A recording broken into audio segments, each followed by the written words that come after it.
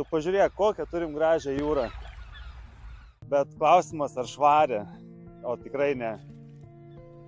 Dauguma žmonių galvoja, kad jų nuotekos baigėsi ties jų sklypu. Bet realybėje jos dažnai pasiekia Baltijos jūrą. Tai kodėl mes dabar čia prie tos jūros, ar ne? Bet norim pakalbėti apie tokią labai jautrią temą, apie mūsų taršą aplinkos.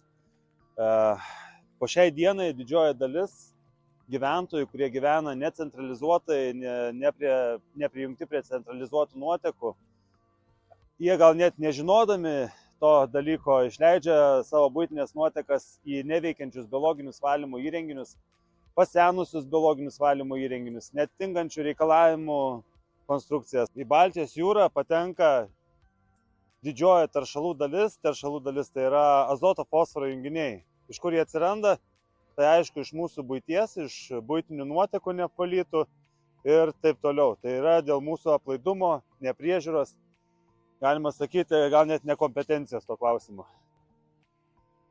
Šiandien pabuvojom viename iš kvartalų, kuris yra gyvenamas. Gyventojų skaičius šiuo metu sudaro iki 50-60 asmenų, o yra sumontuotas biologinės valymo įrenginys, kuris geba išvalyti nuotekų ateinančių iš vieno ūkio. Tai yra, maks 8 žmonės gyventų. Tai jau yra problema, jau visos nuotekos, kurios patenka į šitos valymo įrenginius, jos tiesiogiai keliauja į aplinką. Šiuo atveju į upelį, kuris jungiasi tiesiai su Baltijos jūra ir daro tiesioginę žalą, taršą mūsų Baltijos jūrai. Šitam kvartale būtina rekonstrukcija, tuos klausimus mes tvarkom, vykdom ir labai tikiuosi, kad jau kitais metais galėsiu tik pasidžiaugti, darydamas įrašą ir parodyti, kad į Baltijos jūrą nebeteka teršalai ir nevalytos nuotekos ir pasidžiaugti turimų sprendimų įgyvendintų. Pastebima problematika šiai dienai su komunikacijos su kvartalų tinklais, kurie nėra prijungti prie miesto tinklų. Tai yra didelė nepriežiūra. Kažkurio metų laiku, gal 10-15 metų atgal, 20 galų gale metų atgal buvo aplaidžiau į tai žiūrima, montuojami netinkamos konstrukcijos įrenginiai, netinkamų parametrų valymo įrenginiai. Jie yra pasenę tiek morališkai, tiek fiziškai, tai juos reikia pakeisti, atnaujinti.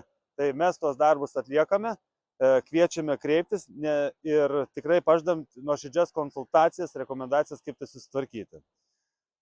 Pabrėžiu, labai yra morališkai netgi pasenusių valymo įrenginių kvartaluose, kurie nepykit, bet netinkami naudoti ir eksploatuoti šiai dienai.